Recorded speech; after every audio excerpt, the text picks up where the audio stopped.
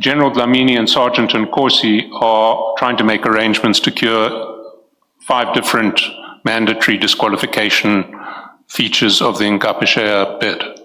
That's what it looks like, but however, this doesn't also preclude this from being a bid in anywhere else. Why I'm saying that is because this is the 13th of April. There's no way documents could be amended from my point of view. I have outlined how the process operates, so I'm still struggling to see why this could purely relate to that, to TMPD1 from my perspective. We'll get there. I want to take you to some other sort of strange features of this. Let's look at the top of page 455.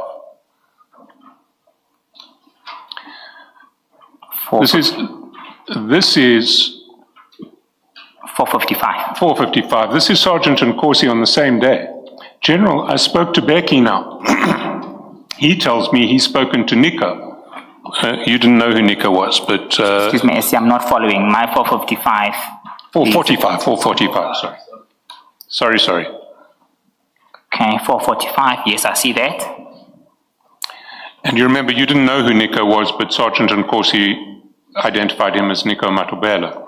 Yes, Essie, I don't know him. And you said Nico Matobela had no legitimate role to play in this contract? No, he's not an employee of the city as far as I'm concerned.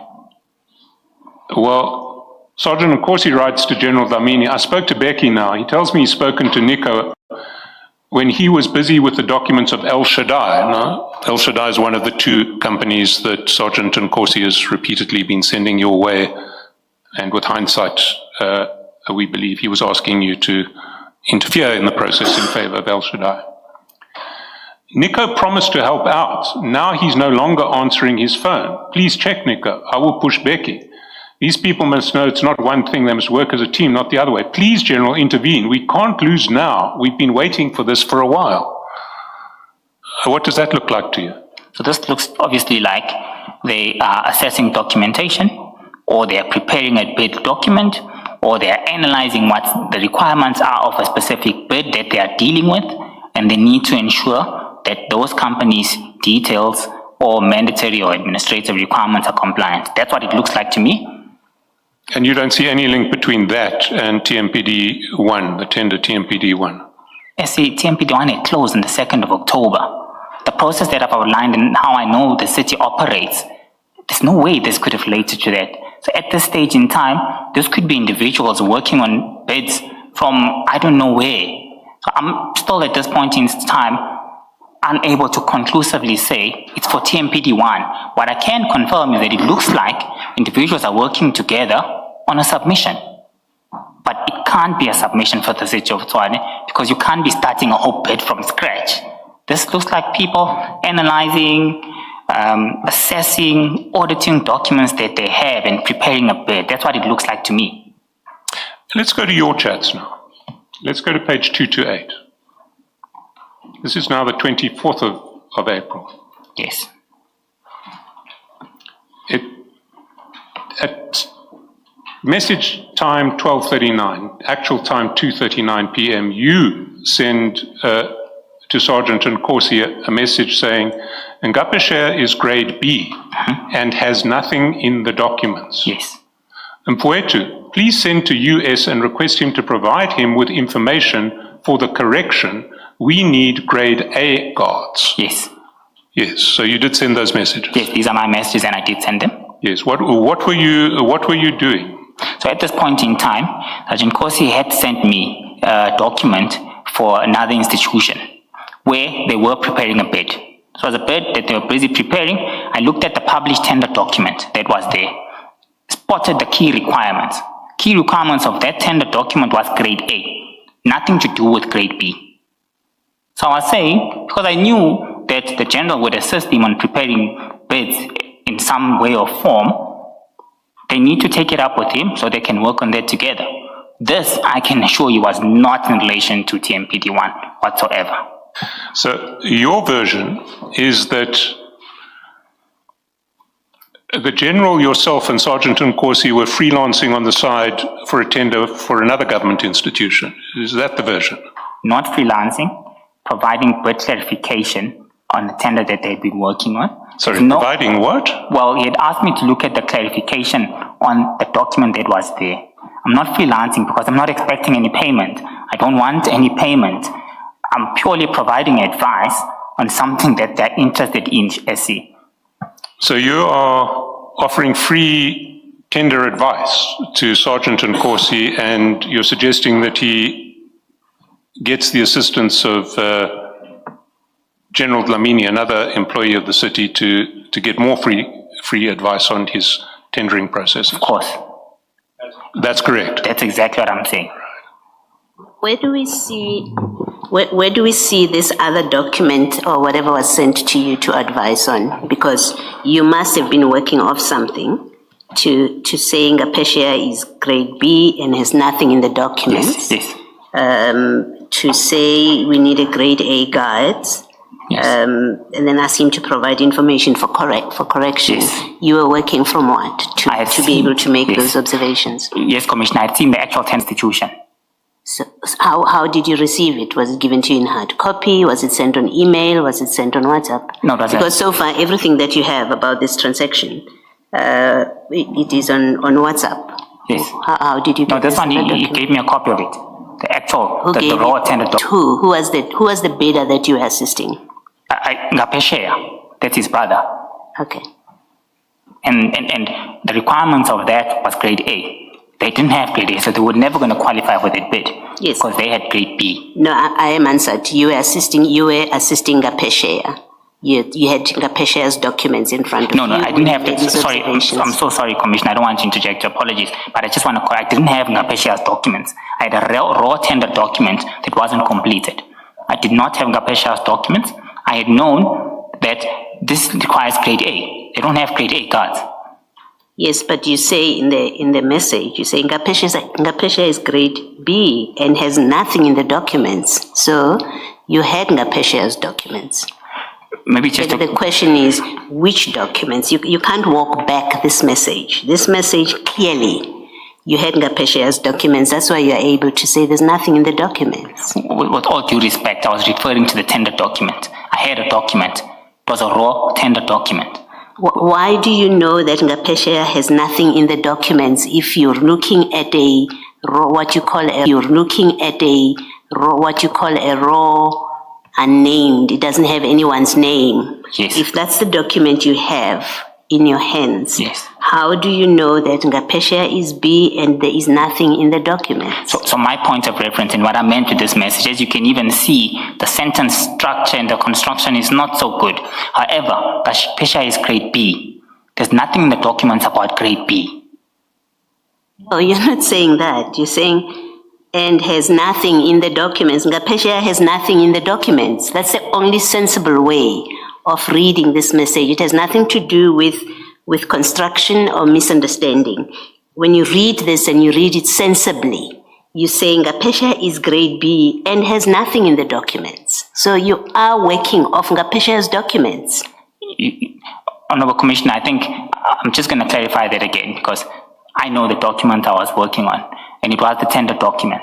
I say here, Ngapesheya is grade B and there's nothing in the documents. So I meant that there's nothing in the documents about grade B because this particular tender required grade A, did not require grade B. Okay. Maybe it's how I wrote it at that point in time, but the interpretation and what I meant when I sent that, regardless of how quick I was and my inability to correct the sentence structure at that stage, but that's what I meant.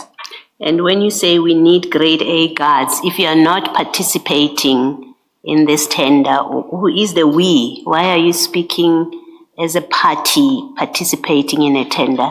Yeah. If you are not a party to it. It's unfortunate, Chair, Commissioner, this is how we would normally refer to each other. There are many instances in the chat where I say ours, which should have been him, where he say ours, where it should have been me. So it was a way that we would speak. And there are many inferences that I can also show you in this, where I say can we, whereas it meant you. It was just a way that we adopted of speaking. It was an informal conversation.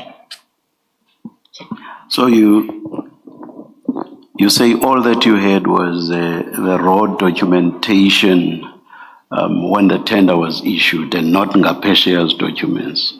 Yes, Chairperson. That's what I'm saying. Yes. Of course, I'm aware that you say that the language here that is in the text that Commissioner Baloyi has just referred to needs some refinement. But as it stands, it says, and has nothing in the documents. So that obviously refers back to Ngapesheya. So if Ngapesheya has nothing in the documents, that could not possibly be reference to the raw documentation you have referred to. Commissioner, it is in reference to grade B. Ngapesheya is grade B. There's nothing in the documents about grade B. That was the intention and that was the understanding when I wrote this message. Yeah, but it has nothing, it may well have been about grade B, but looking at the documents, it has nothing on what is required. And it can only be because you've gone through its documents that you are able to pronounce on what it has or does not have in the documents. That can only be Ngapesheya's documents, not the raw documents. Otherwise, this is totally senseless. Commissioner, with due respect, this was in reference to the tender document and the key requirements from the mandatory perspective. Within that, the requirement... What could it possibly have had then from the raw data? Because it could either have had or not to have had documents based on what it had submitted. So you could only make that pronouncement based on what it had submitted. You say it has nothing in the documents. So nothing. You could not pronounce on that based on the raw data because the raw data has nothing to do with the specifics that is Ngapesheya's documents. Yes, Chair. But I can pronounce on the key requirements as per the raw document. I was already aware. That cannot assist you looking at the raw data without comparing with what Ngapesheya has or does not have. The raw data cannot assist you. So to keep referring to the raw data does not, cannot assist you. Chair, I respectfully disagree with that notion. Those were the sequence of events. I looked at those were the what? That is what was happening, the sequence of events. I had the raw document. It required grade A. Ngapesheya is grade B. They had nothing in the documents about grade B. Unfortunately, in this stage... And if, I'm sure if I ask you, let me know, and how had you established that Ngapesheya was grade B? I know what the answer is going to be, but let me hear it. I was informed, Chair. I knew that was going to be the answer. But what is sensible to me is that you actually had Ngapesheya's documents. You saw from the raw data what was required, which was grade A. And you looked at Ngapesheya's documents, you saw that it was grade B. That is why you are able to refer to the documents, which in context could only have been Ngapesheya's documents, but I will leave it at that. Please look at 535 quickly. Same file 4. Excuse me? 535.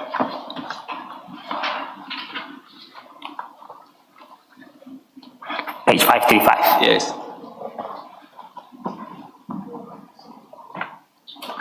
I'm on page 535, Commissioner. Are you there? Yes. So these are Ngapesheya's documents. And the SIRA grading, you see the recognized training qualification as of date of issue, grade B. Yes.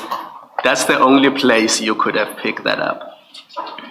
Because somebody telling you that Ngapesheya is grade B would have required that you verified. You couldn't positively say, I know that Ngapesheya is grade B. What is required is something else. On 535, for you to be able to positively state that Ngapesheya is grade B. Commissioner, I did not see that document, firstly. Secondly, I was aware that it is grade B because I was informed. And thirdly, my job was to advise on the tender, on the raw tender document, whether is it grade A or B. They are grade B, there's no way they were going to qualify for that specific bid. And further to that, Commissioner, this has nothing to do with TMPD1 completely. And it must be a coincidence then that this document also features in the chats and you didn't see it. It must be a coincidence that it finds its way into chat 357. So, Commissioner, this was never sent to me, by the way. So I don't have these chats. I think SC Chaskelson was clear. These were chats between Sergeant Nkosi and DC Dlamini. I don't have that. Yeah. But it must be a coincidence that it features in the chats around the same time that the discussion about Ngapeshea's grading is taking place. Commissioner, like I said, I've not seen those documents. They were never ever sent to me. Even the first set that the SC Chaskelson was referring to. I've never seen them. I'm only responding now because the Commission is posing questions to me. And you remember what the tender documents were for which municipality? I don't remember, but they were unfortunately. delivered to you. You said you received a hard copy. I had seen a hard copy, yes. Thank you. Let me show you why the answer you are giving is not correct when you say you had only the raw document. At that page 228, the WhatsApp message that we were looking at, it could not have been a raw by raw, you mean the standard tender document which is not completed, because in that same message, you say, in the message after Ngapeshea is grade B, the very next message from you says, please send to US and request him to provide him with information for correction, right? So you're seeking a correction. You are sitting with a document which is completed in a way that you have determined or you've been told doesn't meet the requirements. Otherwise, a blank document doesn't require correction.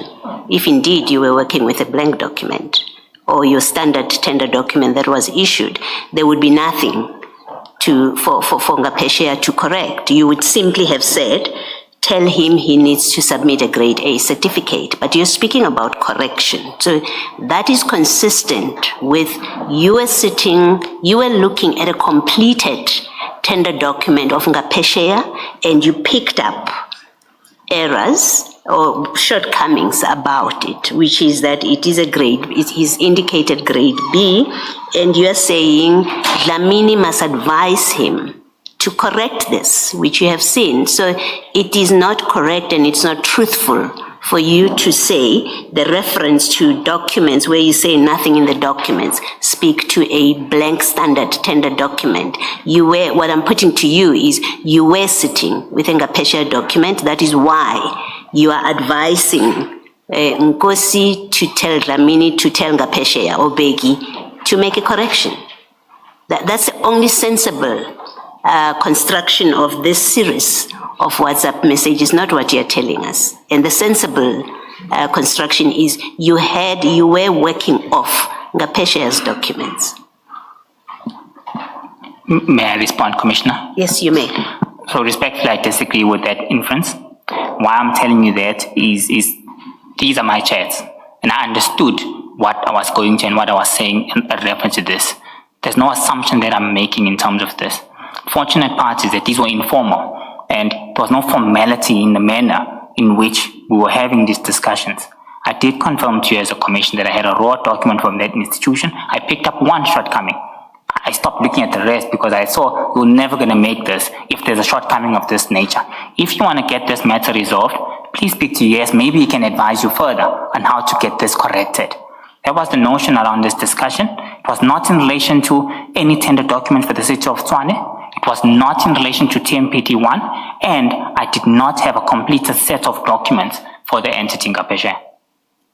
Had your answer? Was it not a conflict of interest anyway for you to be at the same time, around the same time, to be assisting Ngapeshea with a tender, even if, according to you, there was a totally different tender and for another municipality? When Ngapeshea was competing for an award within your municipality, in a process where you were going to be one of the adjudicators as the chairperson of the bid adjudication committee. Was that not a conflict of interest? No, it was not, Chair. It had no relationship with the City of Tshwane at all. Further to that, why I'm saying no, I'm just trying to expand on that, Commissioner Kumar, is that it had nothing to do with the City of Tshwane, firstly. Secondly, I did not look at I did not look at any attachments and conducted a physical assessment of what was there. I just looked at the raw document and provided advice on a key area, which is not done. You just forget about that. So there was no conflict of interest, firstly, because of those two reasons. Secondly, as a result of this tender that was already open. It hadn't closed at that point in time, and I was just giving friendly advice in a similar way where I would get informal legal advice from an attorney. It does not necessarily mean, who is a friend of mine for argument's sake, does not necessarily mean that that is something that I must pay that individual for, firstly, or that is something that I'm binded to. It's simple advice. So it was no harm from my perspective because I was not involved in this tender. It had nothing to do with my employment. I only interacted with raw documentation as well. For a chief financial officer, that's a very narrow view of a conflict of interest. You, by agreeing to assist, have come to have a relationship with this entity, not just a relationship, but a relationship in terms of which you assist that entity with the preparation of its bid. By preparation, I don't necessarily mean starting from the beginning, but at the point at which that bid was, you were requested to assist to make sure that that bid document was what it ought to be or to have been. And that same entity is participating as a competitor in a bid process which you are going to chair, at the stage of deciding with a view to a recommendation to the municipal manager to recommend whether to award or not to award. It's at the tail end of the process. You basically adjudicate. And you say there is no conflict of interest? In my view, that's a very, very narrow view of what a conflict of interest is. Chairperson, if I may respond, I think firstly, there's no association between this and the City of Tshwane. That immediately absolved me of any conflict of interest. Besides, I've got no interest, whether financial or of any other sort, whether they receive or they are appointed within that area where I'm assisting in review, in looking at the raw documentation and what the requirements are. I've got no interest in that. I stand not to benefit. I have not been promised any monies. I have not been promised any funds. It's just merely a friend who specializes in these matters to have a look at what's key as per those documents. That's the context roughly on this. Secondly, providing advice when bids are open, it's the nature of my job. It forms part and parcel of that. I try to demonstrate as well that when I made a presentation on GM2 and GM3, even if this was a tender within the City of Tshwane, within the applicable open period, I am allowed to say, this is what you need. To clarify in general terms, this is a matter that was further escalated to the city's war room as a result of items of this nature serving as a red tape, if I might put it as such, where individuals were being disqualified for petty issues which could have easily been avoided had they understood the contents of the requirements of any bids. As long as it's within a particular open period, firstly. Secondly, as long as I don't interact and I provide general advice, which is what I did in this aspect, Chair. This is different. Oh, sorry. This is totally different. This is your friend's brother's company. Yes. You assist that company for a bid, which, as you say, was for some other entity, whatever the entity was. So it's something that you have a close or intimate relationship with. You have said you are close friends with Sergeant Nkosi. So this is his brother's company. Based on what you are telling us, you did not even see a need to make a disclosure when the bids were being adjudicated and you were chairing that process. I'm sure, based on how you are responding to me now, you did not even see a need for a disclosure. In fact, I will suggest to you that you basically do not know what a conflict of interest is if you can have as narrow a view as you have, or as you have explained. Now, can you respond in particular to the fact that this is not just any entity, it's an entity belonging to your close friend's brother. You assist with the preparation of a bid. Is that not likely to give the perception, if this were to be known, is it not something that will give the perception that surely he's going to favor this company, even in the bid that he is adjudicating now? It's on that basis that I say that your view of a conflict of interest is very, very narrow. And I do not understand that coming from a chief financial officer. Please respond. Thank you, Chair. Chairperson, I see where you're coming from, but I must, with due respect, disagree with you. On the basis, firstly, that within the City of Tshwane, there's segregation of duties in terms of the appointment process, and there's no way whatsoever that I can do, Chair, to influence that process. Nothing at all. I demonstrated how that process worked, Chairperson. There's nothing you can what? There's nothing I can do to influence. And I have not influenced. Conflict of interest is not necessarily about the reality of you actually doing something. It also concerns perceptions. Are you saying, as you are sitting there, that you are not aware of that? That conflict of interest only relates to what you may actually have done. Chair, you Yes. gave me a loaded question. I need to respond to all aspects of that. I'm not ignoring everything else that you have raised. Yes, I yes. will touch on them. Yes. But I needed to touch on the most important factors first. Yes. And those most important factors firstly is I did not influence the process within the appointment of TMPD. I could not influence that process. My virtue at BAC was purely to provide oversight to ensure all compliance matters were adhered to, not to influence, to play oversight. You see, my question is not about whether, as a matter of fact, you influence the process. That's not where I am.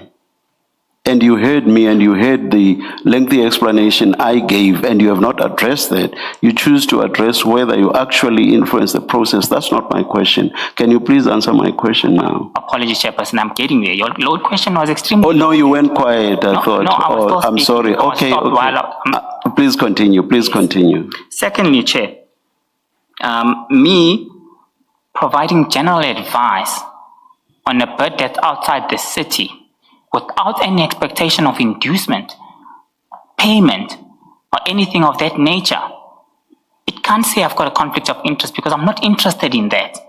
It's a general way of providing advice. Like I'm also saying, had it been at the city as well, if the prescription process was still open, it's normal to do that. And it's acceptable on a general terms. Secondly, in terms of the conflict of interest, I've got no interest in his brother's company. He's my friend. So, Chairperson, by virtue of people being friends with me, now, for an example, everyone needs to disclose wherever they are because I'm the friend of a CFO of another institution for argument's sake. That's a bit difficult, Chair, because I've got no interest in that. I'm not friends with his brother. I'm his friend. So, conflict of interest and another individual suffering as a result of this friendship would be extremely harsh. I had no interest.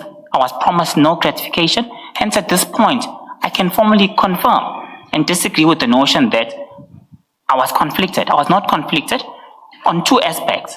I did not interact with physical documents.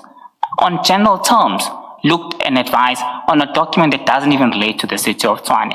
Whilst this process was closed a long time ago, which relates to the City of Tshwane, I had no involvement or influence on that. Hence, I'm just trying to touch on the most important point that you raised, Chair. so I can have that on record on why I'm saying I respectfully disagree with that notion. I don't have an interest in his brother's company. Maybe it's unfortunate that I'm his friend, but I don't have an interest at that at all. I don't expect to receive anything from him or his brother. Second, last question.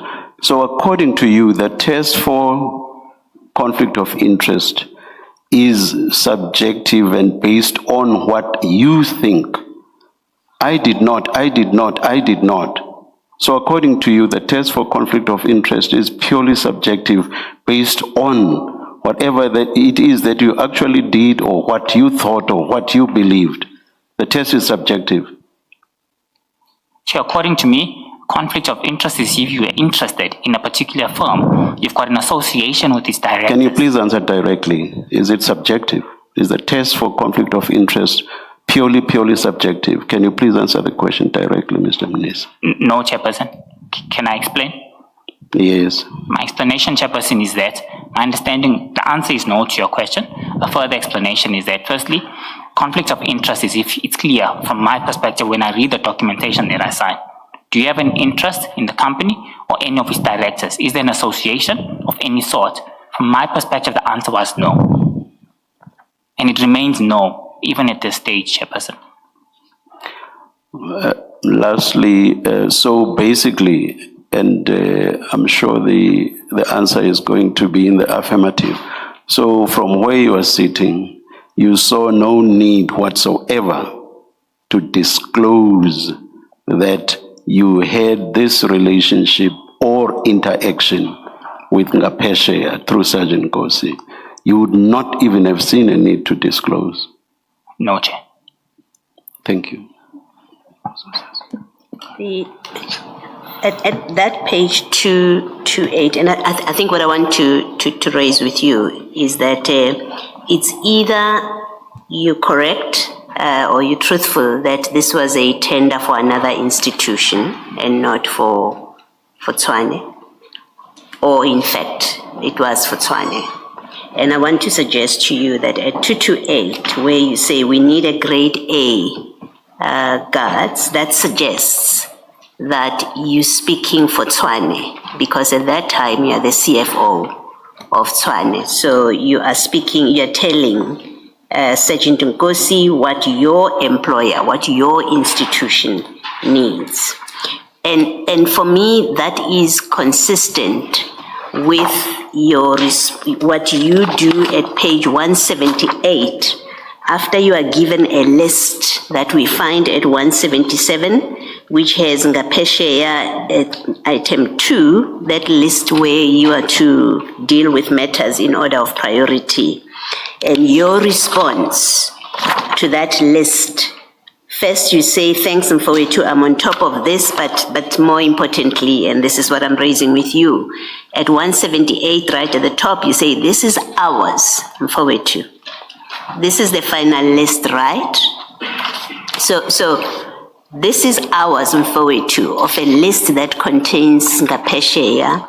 When you read that with 228, where you say we need grade A guards, speaks to a Tshwane tender in which you have an interest, and the interest being that Ngapesheya gets this contract, whether or not you're going to get money or not, your interest is that Ngapesheya gets this tender. So that's the first scenario, and I say to you that's a more probable picture of what was happening here. The second is what you are saying. The second possibility is just you can do notes of what I'm putting to you so that you can respond. The second is you're correct. The possibility is you're correct. This was for another institution, and you were assisting with completing the Ngapesheya documents so that they are successful in that tender with another institution. But that is still problematic for your position, because you are promoting or rooting for the commercial success, financial success of Ngapesheya to succeed in that tender. And that must raise a problem for your position in the BAC as the chairperson, because on the one transaction, you clearly want Ngapesheya to succeed with another institution if we believe and accept that it was for another institution. Well, when you're a chairperson, we must accept that you still have the same interest and bias towards Ngapesheya that it must succeed, even if you get nothing. So on either scenario, it's not helpful to you. In the one, it's an outright case of an illegality, in fact. In the one where you are participating in the corruption of a tender process that is already underway at Tshwane. The alternative is you're promoting the financial interests of Ngapesheya in another institution, and that should have disqualified you to sit as a BAC chair in Tshwane 1, or in fact you should have declared. You may comment if you want to. Thank you, Commissioner. With your permission, I would really like to comment on that. And commenting, I want to start on the first scenario that you gave. The first scenario that you gave, you mentioned that this is probable that this was for a City of Tshwane tender, and I'd probably say for TMPD1. So I'm going to request us to do that same exercise and to test whether grade A guards were necessary for TMPD1.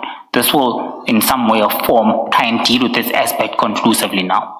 So you look at the same annexes that I had provided on GM13. On GM13, I want to refer you to two places. The second bundle of my own submissions. In the message, it was clear that the requirement for that bid was grade A. If you look at page 156 of the second bundle,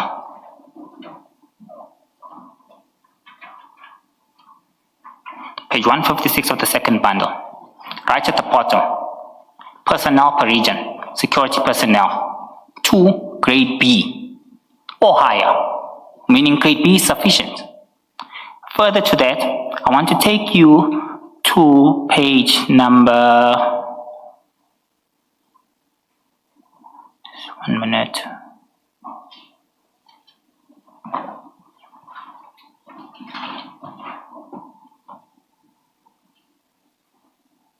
I'll take you to the evaluation criteria.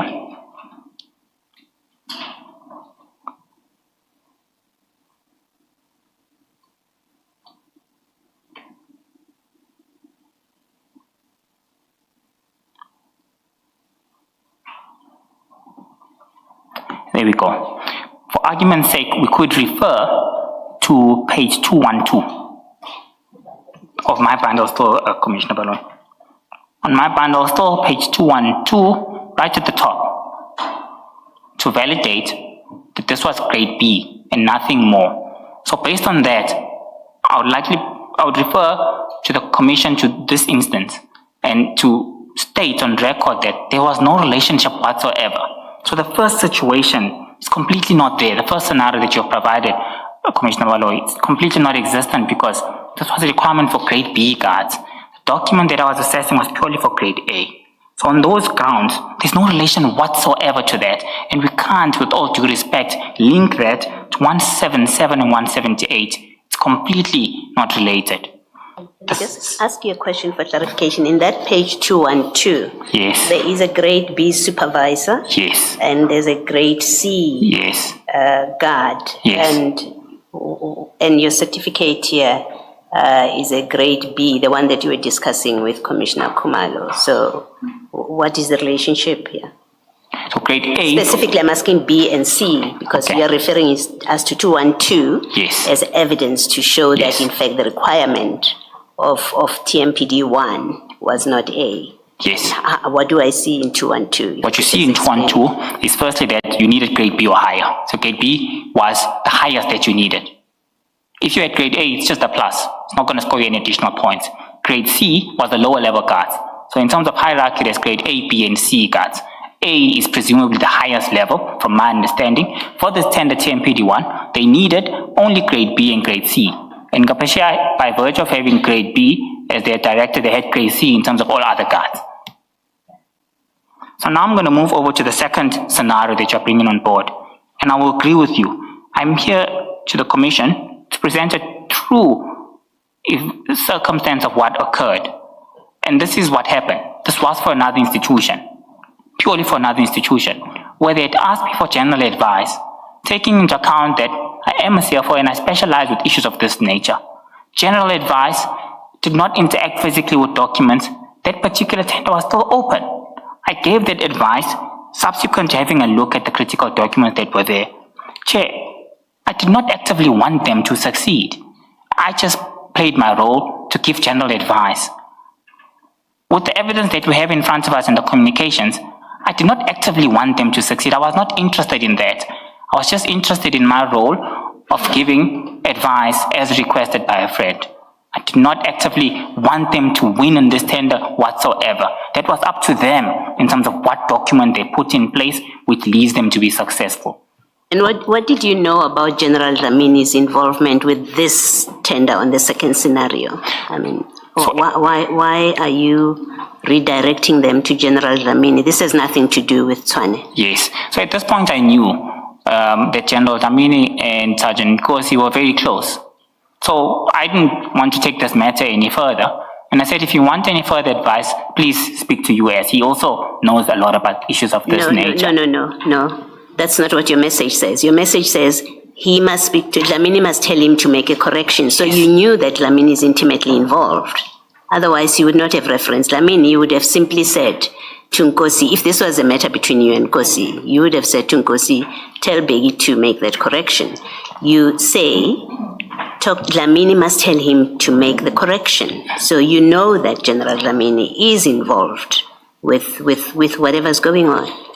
Commissioner, I knew that they were close, hence I referred him to him. Okay, all right, that's your answer. Can I just clarify my understanding of how you explain these texts? That first one, Ngapha share is grade B and has nothing in the documents. You said that you hadn't seen Ngapha share's documents, that you knew that they were grade B only, and that this raw tender document for this third-party municipality or government required grade A. Is that what your version is? I knew that from seeing the raw tender document. From seeing the tender document, yes. Or the invitation to tender, yes. Exactly. So that third-party municipality or organ of state was asking for grade A guards, and you knew because you could see the document. Yes. And you knew that Ngapha share had no grade A guards. Yes. But your next message says, Mfowethu, please send to US and request him to provide him with information for the correction. Yes. If Ngapha share has no grade A guards, how could they ever correct this problem? Meaning they will need to apply for that. That tender process was still open. They need to get advice on how the application process works to get an upgrade. Sorry, get an upgrade? To grade A. To grade A? Yeah. So the advice that they were going to get from General Dlamini was how you can get an upgrade to grade A. From my perspective, they had grade B. They were never going to be compliant for that. I had to refer them to someone who had more knowledge of SIRA in the security industry, which was the general at this instance. Hence, he would be in the position to give them further advice on what to do to get this issue corrected. There was nothing further I could do about that. So you thought that General Dlamini could advise them on how to go about upgrading? Oh, with all due respect, I don't recall. Yeah. You then say we need grade A guards. Who's we? So we is this unfortunate way of how we refer to each other, and it's these discussions. Even when it's something that involves him, we say ours. We've seen that on many occasions. I said we in this instance as well. It was a way that we used to speak. It was an informal discussion. There was nothing formal about this matter. I knew exactly. I knew he would be able to understand this. This was just our way of speaking.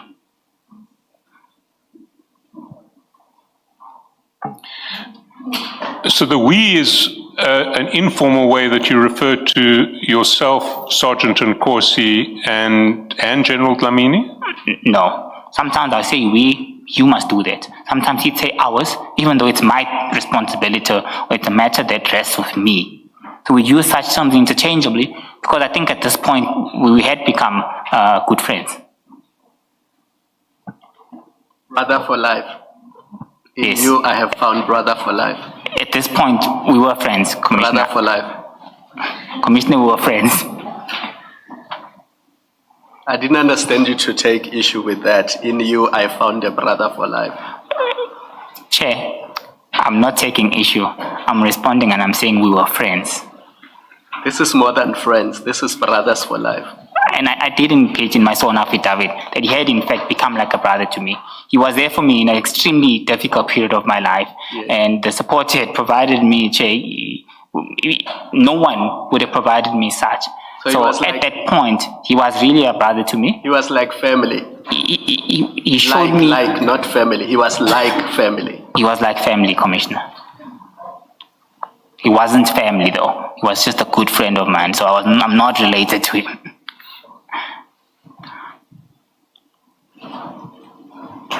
Chairperson, I'm sorry to interrupt. I've asked my learned friend that in fact, I wanted to have it at 3 o'clock just for a very brief adjournment because it became clear to me that we are not going to finish today. And I indicated to him I need to make arrangements, of course, because I've got other briefs for tomorrow. I've been trying to deal with it through messaging, and I couldn't deal with it. So I'm extremely sorry to ask at this point if we can have a very short adjournment so I can try and make telephone calls. Officers, unfortunately, work on normal landlines and don't work on WhatsApp. So if you appreciate. It should not be more than 10 minutes, please. No, it will definitely not be that long. So I won't indicate a time. You'll indicate No. when we It's may, most probably going to be short. when to come back. All right, let's adjourn.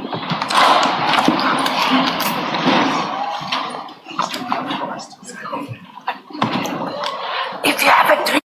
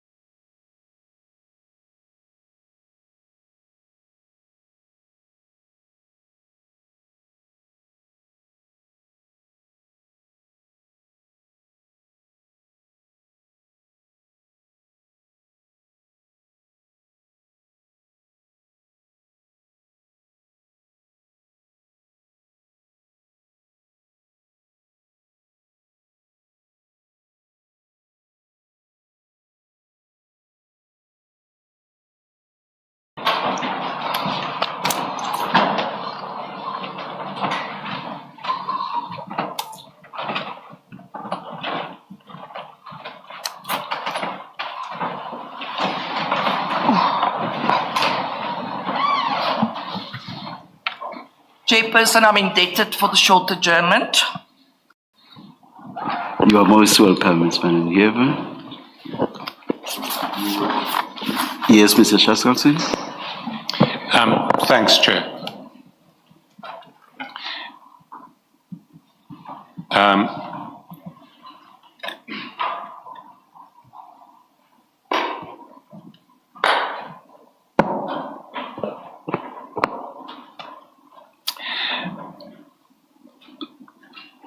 So your version is that these documents this advice that you were giving to Sergeant Nkosi related to a completely different contract or tender with a different municipality. And you didn't see any conflict of interest in advising Sergeant Nkosi and Ngapesheya in relation to a different bid at the same time as you were presiding over their bid to the City of Tshwane. I wasn't presiding over the City of Tshwane bid. At this stage, it was not even an evaluation. It was not even an adjudication. At adjudication, Chair, it was 9 months down the line in about September, as previously indicated. You were chair of the BAC that was going to make the award of this tender that was already in the tender process. I agree with that. And you saw no conflict there? As previously indicated, there was no conflict. Chair, my answer, permission to explain again, in reference to the general scope of work that I was going to provide advice and guidance on, firstly. Secondly, in reference to referring them to other individuals who will be able to assist them. I did not interact with any documentation. The bid was also open at that stage. So I didn't see any conflict of interest by virtue of me not having any interest in the company as well.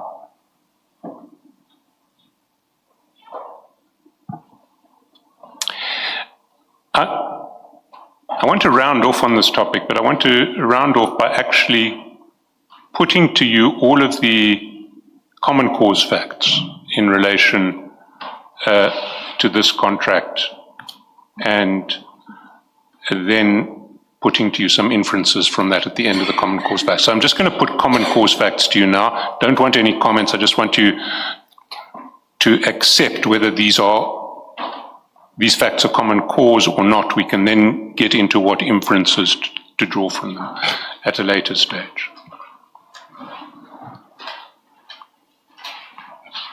So the first fact is that 57 bidders bid for this contract, TMPD1. Is that accepted? Yes. I confirm, Chair. Then the second fact is that on 11 March 2025, Sergeant Nkosi sent you the names of 2 of those bidders, El Shaddai and Ngapesheya. Confirm. You knew at the time that his message had been forwarded from General Dlamini. On the 11th of March, I didn't know because there was no common factors that we have, like your captain, etc. This was... Sorry, if I can take you back to that 3rd of March message. You'll recall that 3 messages were forwarded simultaneously to you by Sergeant Nkosi, all with the same timestamp. So it's on 148. Page 148. So the first one, they all have the same timestamp, 121.43, 121.43, 121.43. And the last one has the language of General Dlamini in it. Yes. Did you, I thought we'd established at the time that you realized that they all 3 came from General Dlamini because they all had the identical timestamp. But if not, then by all means, say so. I'm interested in the first one, not in the second and the third. Okay. Did you realize at the time that first one, the 2 vehicles for land on Ngapesheya Security Services, El Shaddai Security Services, that one came from General Dlamini through Sergeant Nkosi? Yes, Chair. with the request to check for compliance. Then the next fact is that those two bidders, Ngapeshaya and El Shaddai, are subsequently two of the 7 bidders who win the tender more than 6 months later, pursuant to a decision taken by the meeting of the BAC on 25 September 2025 that you chair. So let's take it step by step. Those two, Ngapeshaya and El Shaddai, are 2 of 7 bidders who ultimately get awarded a contract through this tender process. You accept that? I accept that. Permission to just explain. After a thorough process had been followed with the verification of external probity teams. That award takes place pursuant to a decision of the BAC on 25 September at a meeting that you chair. I confirm that. I'm going to give you all the time in the world to comment later. I just want to establish which of the facts are common cause. I confirm that, Chair, but okay. You now realize, even though you didn't at the time, that Sergeant Nkosi was asking you to rig the tender in favor of those 2 bidders.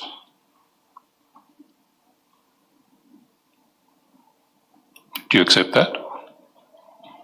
Chair, I'm not going to say yes or no. I qualified this with all due respect. Firstly, by virtue of persistent, I made up my own inference. There's no conclusive evidence for me to accept that. But due to the persistent nature of the request and how they came about, I, in my mind, saw it at that. But I can't conclusively say with objective evidence that I was asked to rig a tender. The request that was sent to me was to check for compliance. Certainly at the time of the first message, your evidence is that you thought Sergeant Nkosi was just asking you to check for compliance. Yes.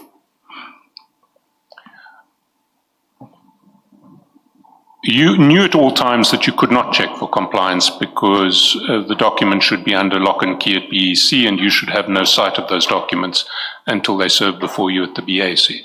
I knew that and I couldn't assist, and I can also confirm I had no sight of those documents at any point whatsoever.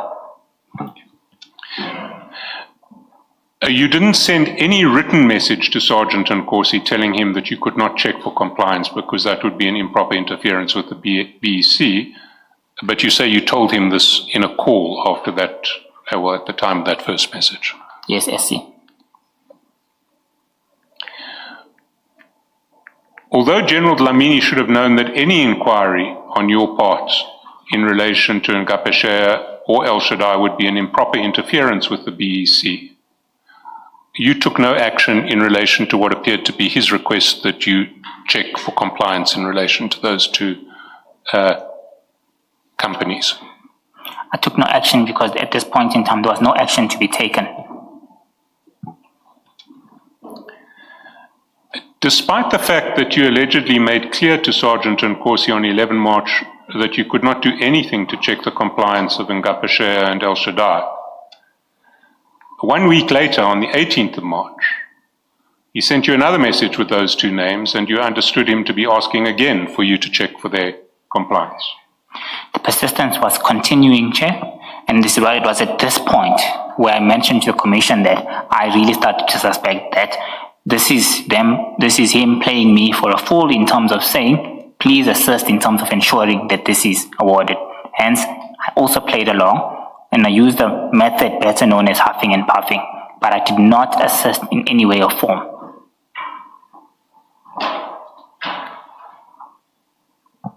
And as part of your huffing and puffing, you responded to that message saying, thanks, my bro. Yes. And you chose to do that instead of sending him a message in writing saying that what he was asking you to do was impossible and improper. Yes, SC. And the reason for that, as stated earlier on, I had no conclusive evidence that he was asking me to do something that's improper. What I had was him asking me to check for compliance. I was not willing to start any conflict by virtue of me not having any conclusive evidence. He would have just told me straight, but I didn't ask you to do that.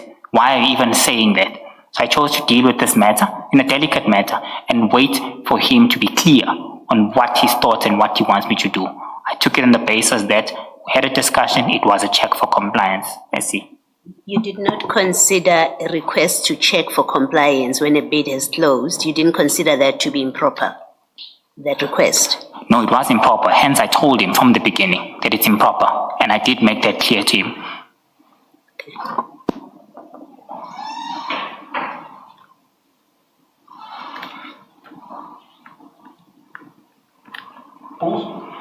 Also on 21 March, the Deputy Mayor told you that Action SA and EFF had asked him to interfere with the tender by putting forward 5 companies.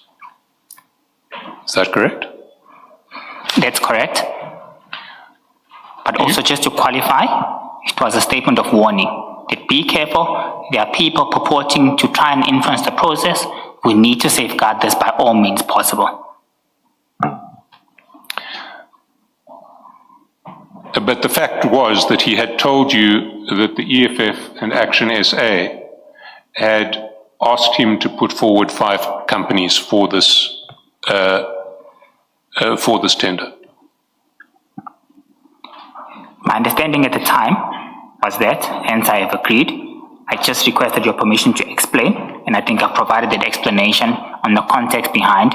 Be careful, we need to safeguard the process accordingly. We cannot allow this to jeopardize the city's tender processes. That was the discussion with the Deputy Executive Mayor. You forwarded the message from the Deputy Mayor to Sergeant Nkosi. Yes. To explain further, the reason for forwarding him this message was also to plant the discussion that I had with him on 148. This is sent on 152, well after he had started inquiring about these issues. The purpose of that was to try and cement the point that there's nothing I can do to assist you with this. This is a process that is against the law. You at no stage raised the threat of interference from Action SA and EFF with the compliance people. The answer to that is yes. Can I request permission to explain further? Chairperson, in this country, we need to be extremely certain when you raise any threat of interference by any parties. You need to ensure that you have conclusive evidence to justify your case. We've seen what happens to whistleblowers. We've seen that people die in this country for raising matters with concrete evidence. In this case, in point, I had no concrete evidence. The only discussions that were there were individuals asking me to do something that they thought was lawful, which was of course unlawful, and I was clear on how I dealt with that. It would have been extremely reckless and irresponsible for me to do that without the appropriate evidence to back up my claim, not only for myself, Chair, but for my family. But you are sharing it with somebody else as a fact. You forward this to say, and you said to us earlier that you said, see what others are doing. So you have formed a view that this is a fact. Action SA and EFF have said to Mr. Mnisi that he must submit only 5, and they also want to interfere. You've given us all of that explanation. So you have formed a view as you share it with Sergeant Nkosi. It's not as if you are in doubt about it. Certainly from your explanation, you didn't express any doubt about the veracity of what is contained here, and what is being discussed with you is you do nothing about it. In fact, you do something, you share it with an outsider. Within the city, you do nothing about it. Chair, context of that message, firstly, I don't have and I didn't have any conclusive evidence. Secondly, sharing it with the outsider was purporting to asking me to do the same thing. It would be helpful for me to desist the persistence from continuing further. That was the context of sharing that in order to try and make the matter solid within Sergeant Nkosi's mind on why I say I cannot assist on this matter. I hear your answer, but I must say it doesn't make sense. Sorry, Commissioner, we didn't hear what you said. So I say I hear his answer, but it doesn't make sense, his answer. Do you want to comment on that, Mr. Mnisi? With all due respect, yes, I do. These were the sequence of events. For me to raise any threat, I need to justify to my superior with concrete evidence on why I'm saying this is there, Chairperson. Without having that, the city manager would be saying, put systems in place to safeguard the process. Because I wouldn't be in a position to even justify to him what I'm saying. He would say, we are seeing these messages, we are seeing this communication, show me verbatim where you are seeing unlawful instruction. Hence I'm saying, Chair, without that being on board, there's no way that I could have taken a risk of that nature without being safeguarded. We've seen what had happened. We had a point in time where my security personnel was withdrawn for no reason whatsoever. So I need to be sure when I raise issues of this nature, and I need to be able to back that up with concrete evidence. Let's continue with the sequence.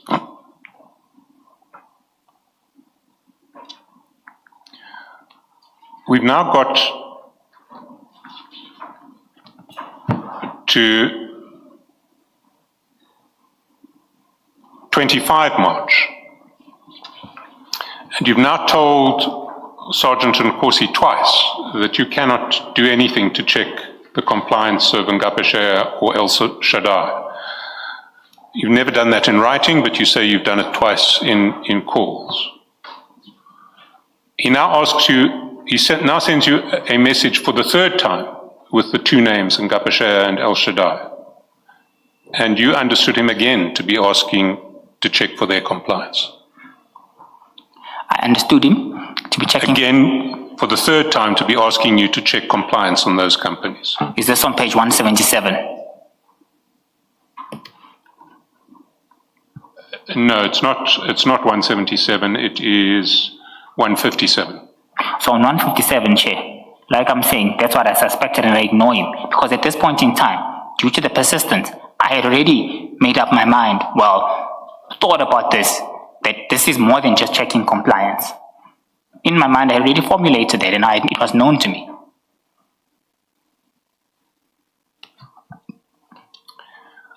You were supposed to have a meeting with Sergeant Nkosi and General Dlamini later that day of the 25th of March. But General Dlamini didn't arrive at the meeting. Yes. So instead, you just spent 45 minutes with Sergeant Nkosi. Roughly 45 minutes, yes, I see. After your 45 minutes with Sergeant Nkosi, but still on the same day, Sergeant Nkosi forwarded you another message from General Dlamini with a list of 7 companies, saying that these were the 7 companies that Victor Khopa, the chair of the BAC, said were his mandate. And the mandate was alleged to have come from someone called Nico. You're nodding your head, so you accept all of that? I accept all of that. And you didn't know who Nico was, but Sergeant Nkosi has now explained that it was Nico Matobela. Yes, Chair, I didn't know who Nico was, and I still don't know who Nico Matobela is. Nico Matobela was certainly not any person who had any legitimate role to play in the procurement process relating to TMPD1. I don't know Nico Matobela. I'm not aware of him being an employee at the City of Tshwane. So as far as I'm concerned, he might be an outsider, I don't know.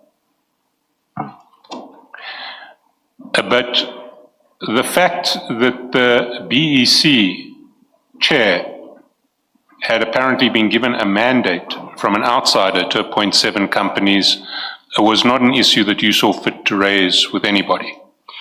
You see, Chair, firstly, the BEC chair needs to come on board and raise this issue with me. Thirdly, any of these companies that were there, in any case, were disqualified for various reasons, as we have seen. So at this point in time, I was not even interested in this. My pure interest was to safeguard the process, 1. 2, get an alert that could serve as concrete evidence for me, in order to enable any potential escalations.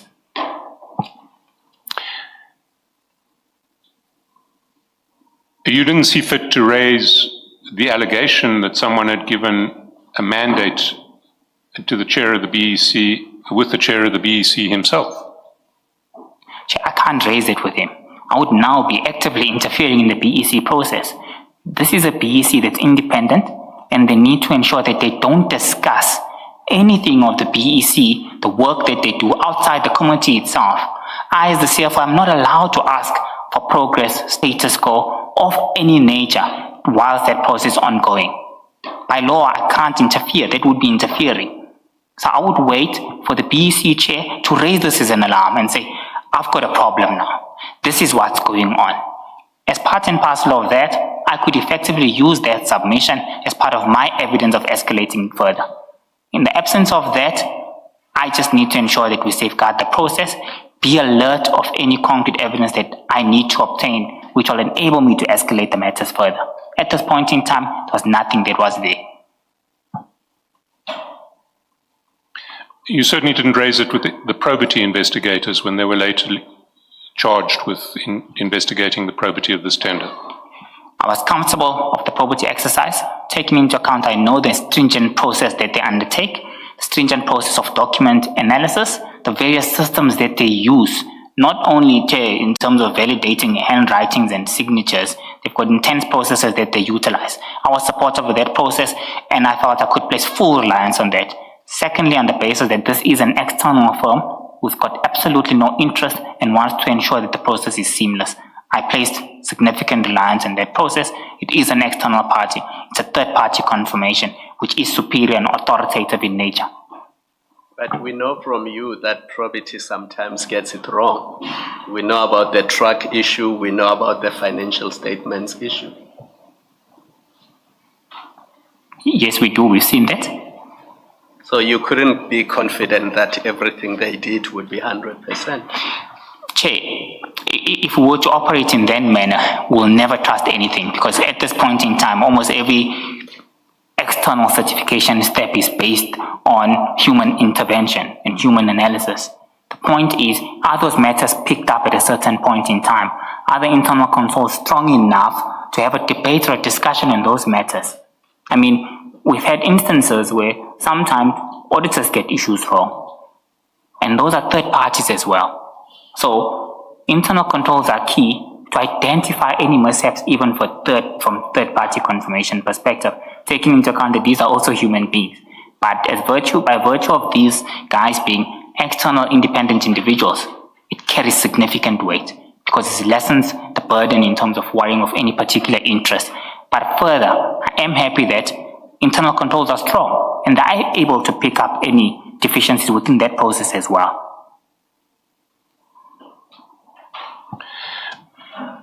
Straight after the message about the alleged mandate of Victor Khopa was sent to you, you receive another message, also forwarded by General Dlamini through Sergeant Nkosi, which lists 7 companies which are described as, well, message reads, Captain, find below our vehicles for land to be given Kumfuetu in order of priority. You confirm you received that? I confirm I received that. Also permission to just explain on that. Well, can I just, you have a permission, you'll get an opportunity to comment. As I understood your evidence, you decided to huff and puff at this point because you suspected they were asking you to interfere improperly. Is that correct? Correct. At this point, I knew that it was more than just compliance. Even though from their perspective, it was still compliance in inverted commas, I had to huff and puff because I was aware. And so you responded by sending 2 texts. The first is, thanks Mfowethu, I'm on top of this. And the second is, this is ours Mfowethu, this is the final list. Right. Correct. I sent those messages by way of huffing and puffing. And your huffing and puffing seems to have succeeded because the response of Sergeant Nkosi was, yes, it's our final list. Also, just to, yes, that my answer and permission to just expand SC is that from there moving forward, no further inferences were made in terms of me assisting in compliant checks in reference to this bid. Hence, my huffing and puffing helped me deal with this assistance that I had been facing. But that makes sense. Agreed with his final list. There's nothing further to do. You're on the same page as far as what his final list is. He doesn't need to come back because you said it's a final list, he confirms. So as far as you are concerned, everything is in order. Why does he need to come back? Because final list is agreed. That's the point of huffing and puffing, Chair. That's the exact point of huffing and puffing. So I don't understand how it supports what you are trying to say, because if he says this is our final list, right? Or you are saying that and he says, yes, that's the final list. It means the final list of 7 is set. There's no further debate. There's no need for further requests because there is the list. He's happy with it. You are happy with it. That's the end of it. Yes, spot on, Chair. But your understanding, I just need to qualify on that and on my reason for saying why I had to entertain him. This issue was going to persist right through to the end. I had really seen that this was a situation wherein it was more than just compliance under the pretext of just compliance. Even though I don't have conclusive evidence to say that at this point, but why should I continue entertaining that and have this matter haunting me indefinitely? I played the same game that they were playing. They were huffing at me in terms of just checking compliance.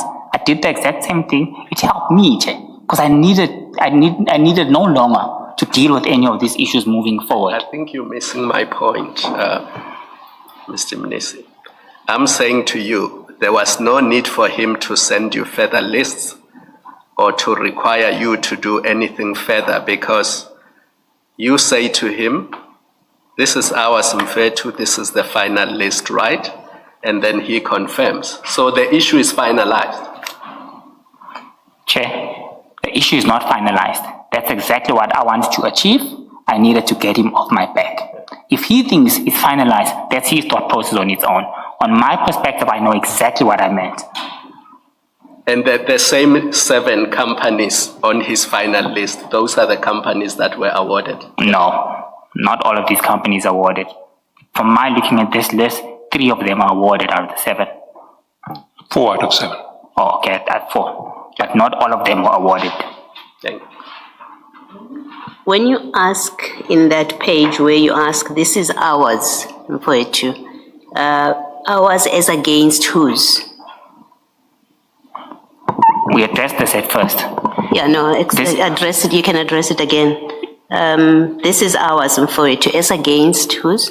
Yes, so the purpose of this is ours, meaning this is the final list. I put a question mark. It was the informal nature of our discussions. What I meant with this was, this is the final list. This is our final list. This is the final list. The context of how the informal nature has been termed, it might not make sense now, but that's what I meant by that. No, you're asking 2 different questions. However you read this, in whatever context, whatever formulation and repositioning of what's written there, it's 2 different questions. The first question is, this is ours, Mfethu.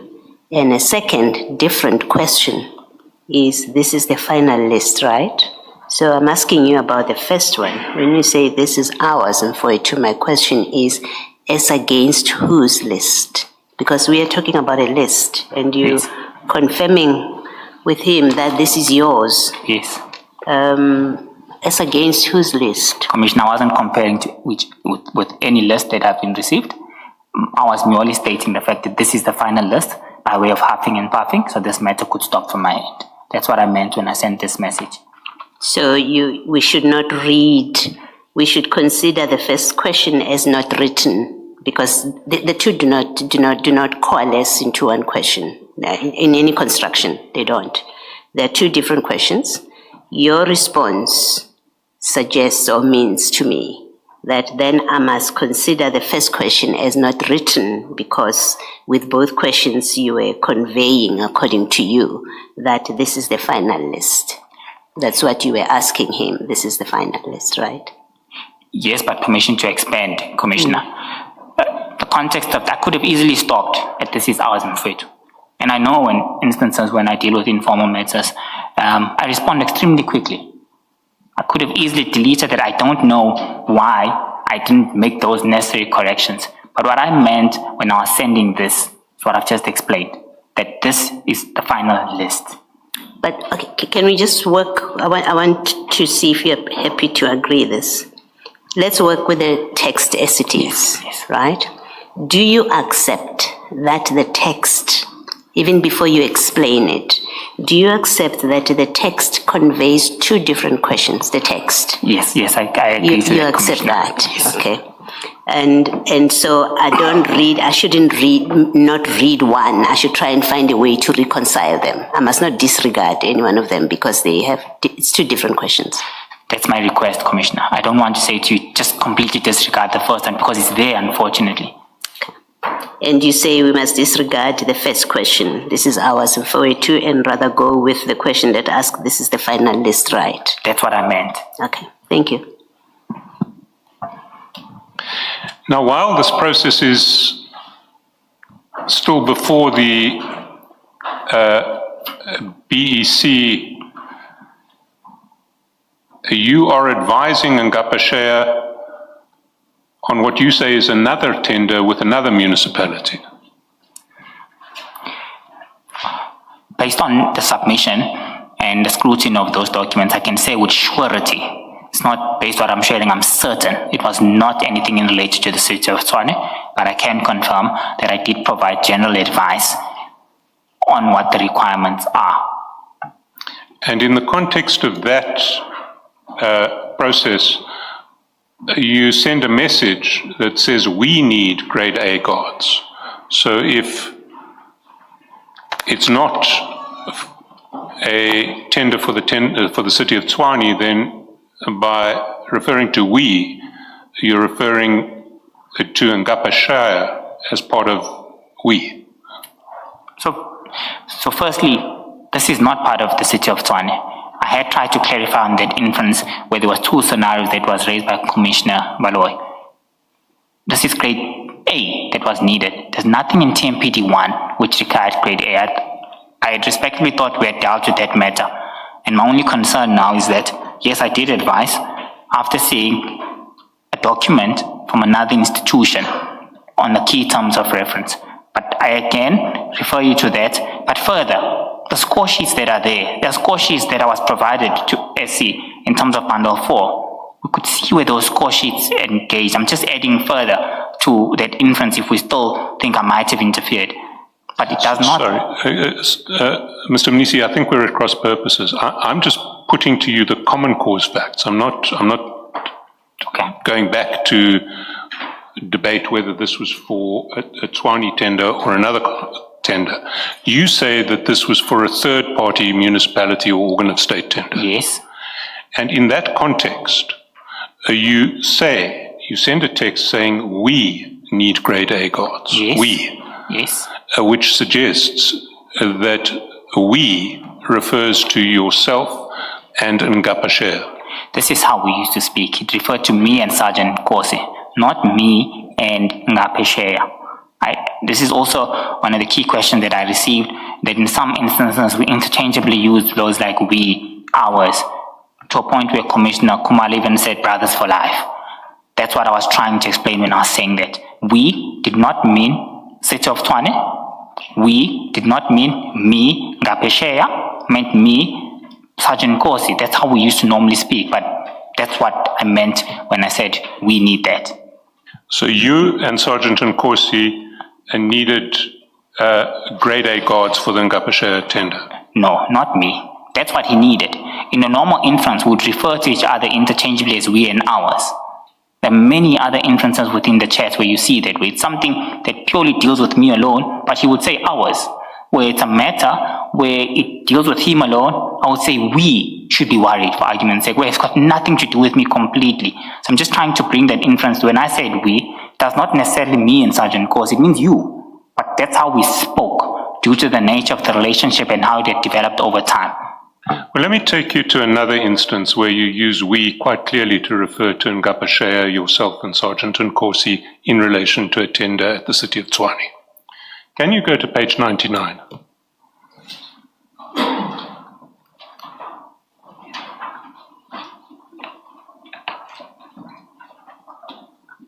You have it. I've got page 99.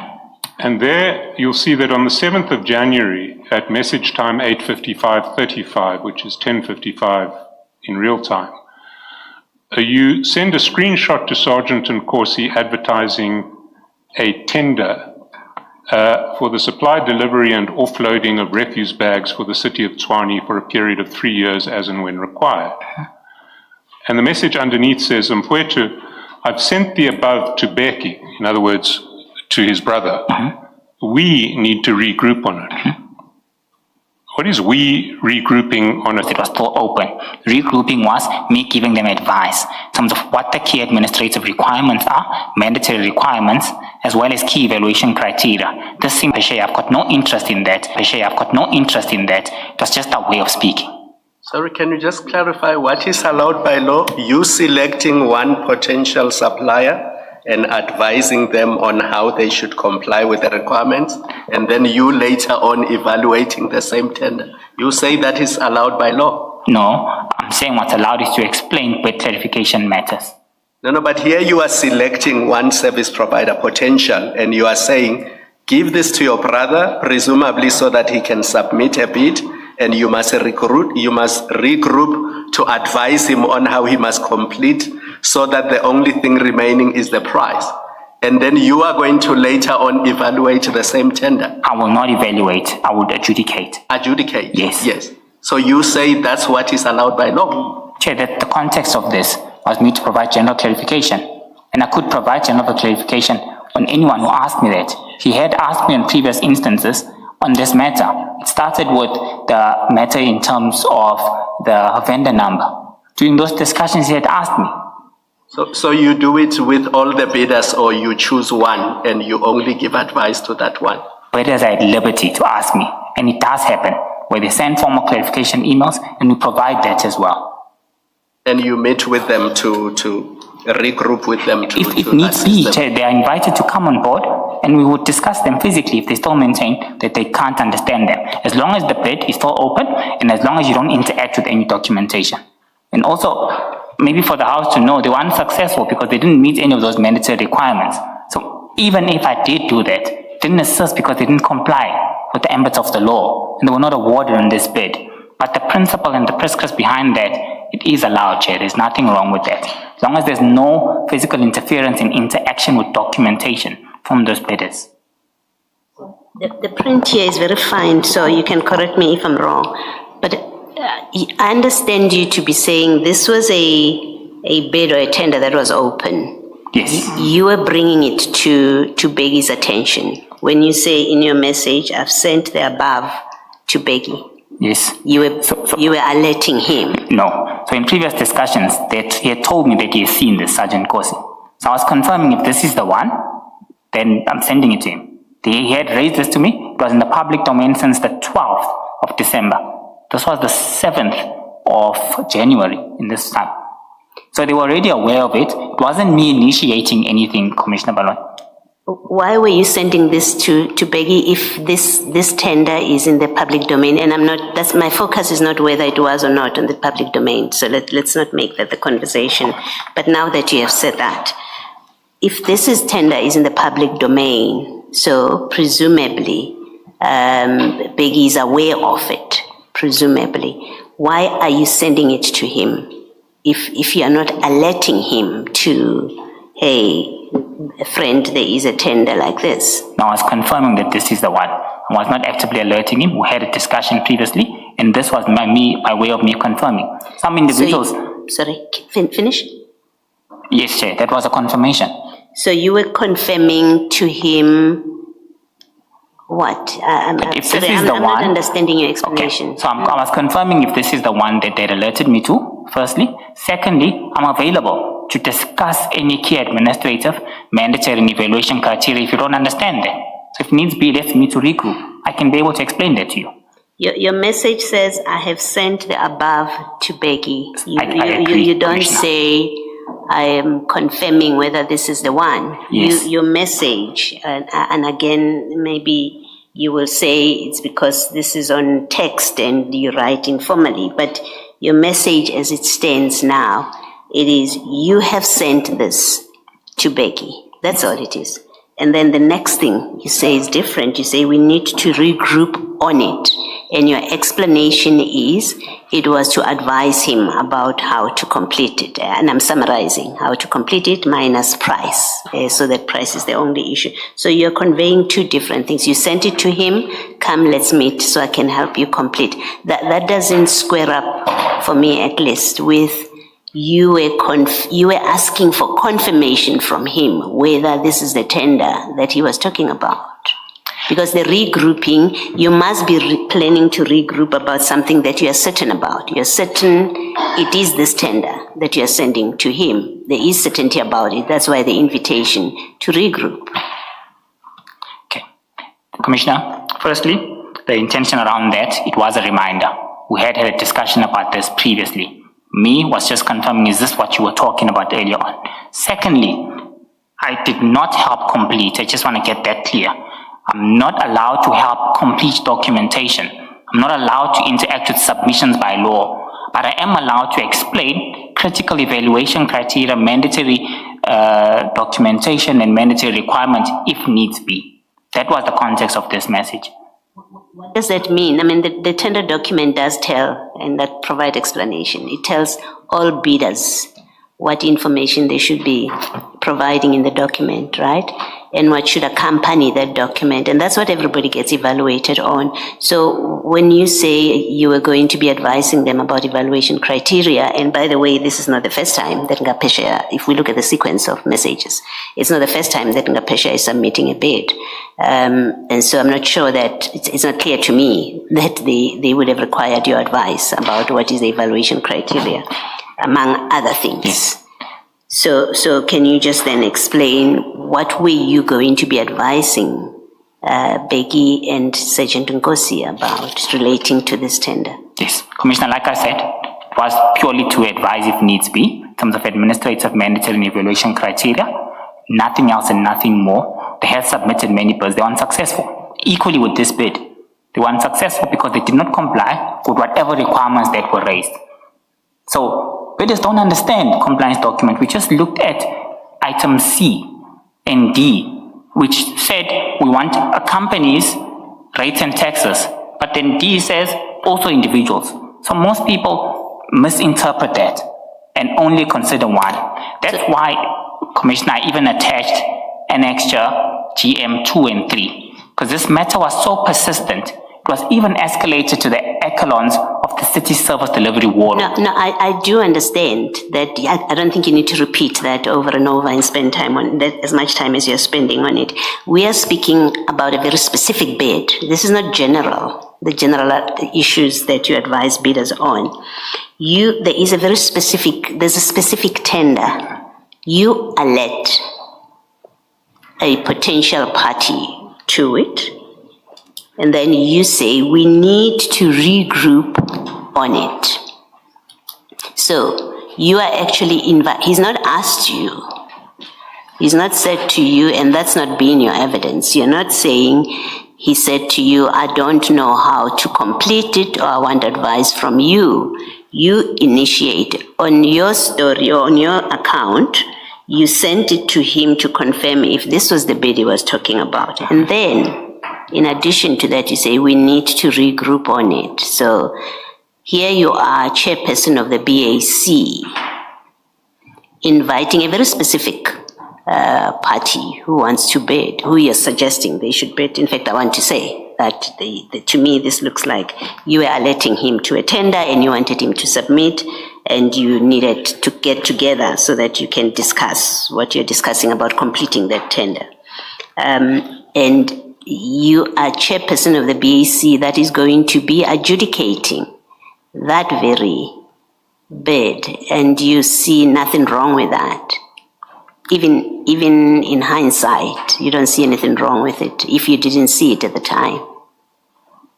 Chair, firstly, I did not actively alert. I am giving context. I think some of these matters, unfortunately, there is an element of restriction to what we have in front of us. But the context behind this was not me actively alerting. It was a confirmation taken into account from a previous discussion that we had. how I'm validating that is that this was already in the public domain. I know you say it's not relevant, Chair, but with due permission, it forms a critical component, part of my explanation, and that they had seen it. It was just a confirmation. Secondly, regroup if needs be. If you need clarification, I'm available. If you need clarification on these matters, only restricted to this, I'm available for that. And ultimately, Chair, they were not compliant. They were not awarded on this bid in any case because they failed to meet the minimum requirements, which means matter is falling dead on this aspect, and I did not interfere and I could not interfere, regardless of whether I sat at BAC. Yeah. Well, the last thing I want to say is your text doesn't say we regroup if need be, which is completely different from what is written here. What is written here is we need to regroup on it. It's quite positive. It's not open-ended as to it's up to Begi and Sergeant Nkosi. You actually say we do need to get together about it. That's my last comment on it. Chair, before we move on, Yes. it's just unfortunate that messages are informal, and that's what I meant at this point. So I want to give that as my advice, as my testimony to the Commission in terms of clarifying the content of that discussion. Thank you. Thank you, Mr. Sosa. Chair, we've gone long past 4 o'clock. Let's go until past, perhaps.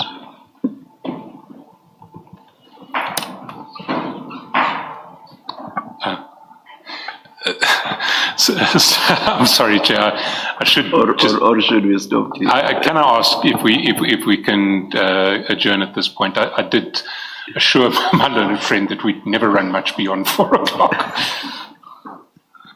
I saw Ms. Fannie. Yeah, Chairperson, I don't want to discuss it in public, but it's very difficult to go past 4. Thank you.